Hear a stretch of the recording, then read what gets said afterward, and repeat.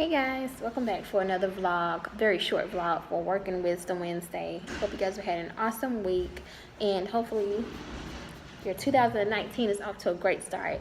So I wanted to just touch on this quick little topic that I'm sure we've all experienced at some point. Now it's actually an opinion, so your opinion may differ with mine. You may have had a different experience. However, I would like for you to leave your experience and your opinion in the comment section. Let me know what you think. And if you've experienced this, how did it work out for you? All right, so my opinion is when it comes to the workplace that your coworkers are not your friends. Now, I don't mean that in a negative way. I don't mean that like, you go into the work, a new job, thinking like, I'm not going to talk to nobody. I'm not going to be social. I'm not going to do group work or teamwork, whatever, or be a team player. No, I'm not meaning that. What I mean is it's so important to separate your business from your personal, because we spend a lot of hours in a week working with certain people, especially if you work a regular 9-to-5 type job. Your coworkers are people that you're around all the time. So it's best and great if you get along well with them. However, it's also important to understand that is a business environment, and sometimes we bring in our personal stuff, and because we're around them so much, we find ourselves talking to them and sharing a lot with them about our personal stuff, and then it kind of gets like mingled together, and you almost forget like, okay, these are my coworkers, they're not my friends. With that is a sense of we feel entitled to their loyalty. Now, I've had 2 experiences in the past, I want to say year, and I'm sure it's happened before that as well, where, I was getting ready to resign, and, once I'm ready to go, I'm ready to go, and it's really no secret. So, I kind of tell my coworkers, the ones that I'm close to, and, like, with both experiences and situations, they basically told the supervisors before I could. However, I'm always one step ahead, baby. So I already had my letters, like each time I already had my letter written out. I'm like ready. So with this most recent experience, I'm sure someone tipped off the supervisor. However, we had already had a talk about it, and I already told her like I'm just not cut out to work for somebody like that. So it wasn't like a surprise to her, and we already kind of like set like a timeline. I was like, I can make it to this to help you guys out with your audit type thing, but after that I gotta go.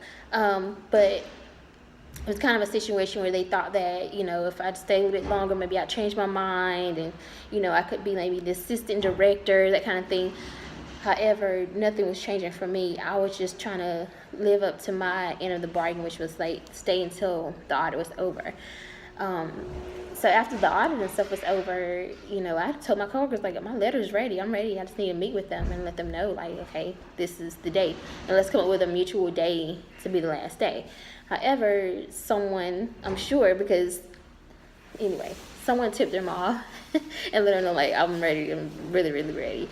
And so she called me to her office, and she was like, so when she called me on the phone, I was like, let me get my letter and stick it in my notebook. So I took it with me. So she couldn't see my letter. She just saw my notepad with me, which really wouldn't have tipped her off on anything, because I could have just been taking notes, right, on our meeting, whatever it was about. But as soon as I walked in, she was like, do you have something for me? And when she said that, the psychologist in me, the therapist in me knew, like, okay, she knows something. And I was like, yeah, it's time for me to go. Like, you really, but the fact, it just kind of boiled my skin a little bit, the fact that somebody hadn't told her, like, what I've found out is that if you're a strong, ambitious woman, sometimes in the workplace that can be very intimidating to your coworkers, especially if they are I want to say typical average, which is nothing wrong with this, but the typical average person who wants the 9-to-5 job, and they want to climb the ladder, and they want to be the manager, and they want to get the next promotion. They sometimes they will undercut you, and you have to be very careful about that, especially if you're in a position of power, or you're a strong leader. They see something in you, they'll want to kind of get you out of the way, move you out of the way. And so that's what I typically notice, sometimes in my situation. I'm like, what you don't realize is that I don't want this at all. They want me to be in that position. I don't want it. So they can keep it, you can keep it, have fun, take care of yourself, and yeah, enjoy it. Because I'm not, this is like, this is the thing I've learned.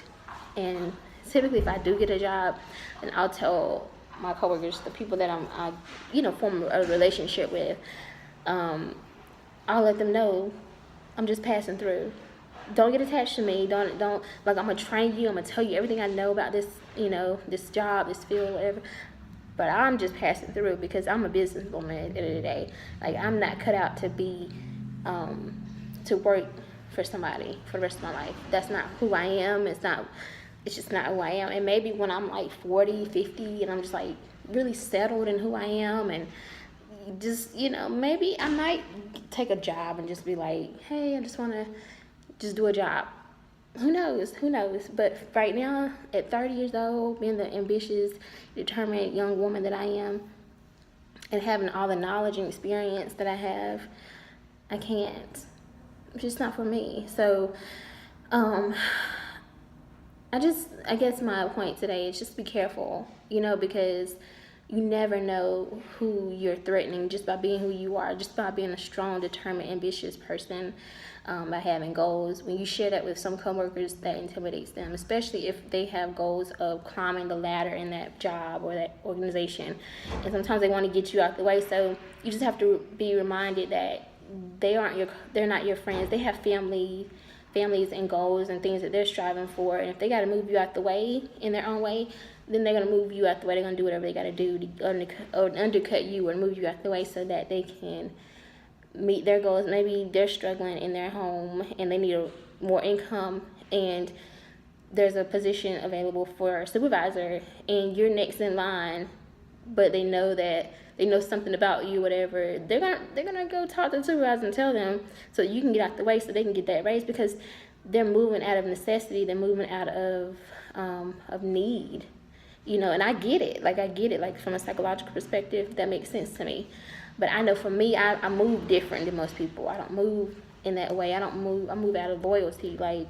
And so that's why for me, I always remind myself, I don't have to be loyal to them because they're not my friends. We don't have any, we don't owe each other any loyalty. But for me, I'm just a loyal person overall, so I have to always be cognizant of that. It's like, what am I making my next move based on? Like, what is it based on? And am I looking out for what's best for me?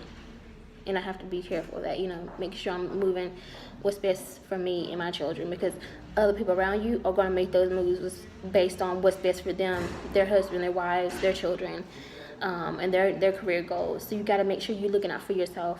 So again, like, have you had any situations in the past where you've kind of felt undercut by a coworker, or you felt like, dang, I thought this was my friend, I thought this was my homie, maybe you worked at a past job with this person and now y'all work at the same place and you just thought y'all were cool, but maybe they got you in trouble with the boss or something. Who knows? Like, if you had any experience like that, let me know. Leave me a comment in the comment section.